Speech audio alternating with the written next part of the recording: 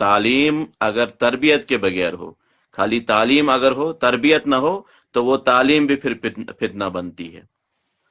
आज हम देखते हैं कि हम जहां एक तरफ हम इल्म व तालीम से में बहुत पीछे हैं, जिसकी एक बड़ी वजह जहालत है। हमारे इलाकों में, हमारे माशरे में अनपढ़गी है, जहालत है। वहीं दूसरी तरफ हम ये भी देखते हैं कि जो हमारे अक्सर तालीम याफ्ता लोग हैं, जो वेल एजुकेटेड जिनको हम बोलते हैं, जो डिग्री याफ्ता लोग हैं, उनकी अगर हम जिंदगी का हम मुताला करते हैं तो वो भी इन अनपढ़ जाहिलों से कम नहीं है।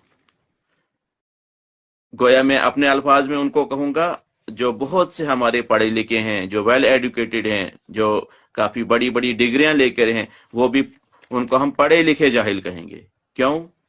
उसकी भी बड़ी वजह है, क्योंकि एक तरफ तो जो अनपढ़ हैं, जो जाहिल हैं, जिन्होंने कुछ भी पढ़ा नहीं है, जो तालीम याफ्ता नहीं है, जिन्होंने नहीं पढ़ा है, ना उन्होंने असरी उलूम को पढ़ा है, ना उन्होंने दीनी उलूम को पढ़ा है, वो अगर वो काम करें जो माशरे के लिए नुकसानदेह हो, जो सोसाइटी के लिए नुकसानदेह हो, जो मुल्क व कौम के लिए नुकसानदेह हो, तो कहा जा सकता है कि नहीं, उनको पता नहीं था, उनको मालूम नहीं था, उनको इल्म नहीं था। लेकिन अगर एक तरफ जो पढ़ा लिखा हो, जो डिग्री होल्डर हो, जो काफी वेल एजुकेटेड हो, लेकिन अगर वो भी वही काम करें जिससे कौम का, मुल्क का, माशरे का, सोसाइटी का नुकसान हो, वो नुकसानदेह हो, फायदा मंद होने की बजाय वो नुकसानदेह हो अपने माशरे के लिए,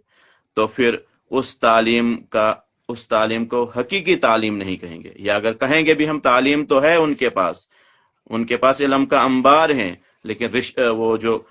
तरबियत है, तरबियत का बहुत फुकदान है, तरबियत से वो नाबलद हैं, वो तरबियत याफ्ता नहीं है। चनाचे हम देखते हैं अपने माशरे में, अगर इस पन्निस माशरे रहो नजर, अपने इर्द गिर्द देखते हैं, हमें बहुत से ऐसे लोग मिलेंगे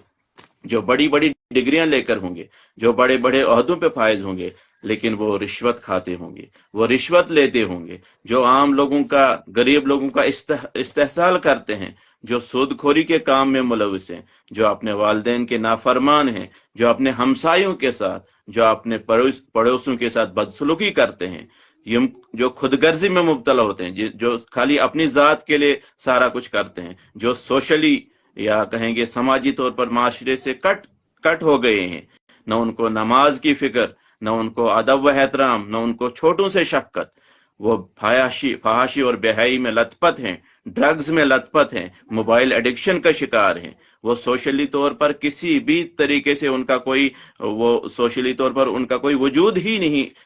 वो माना जाता है सोसाइटी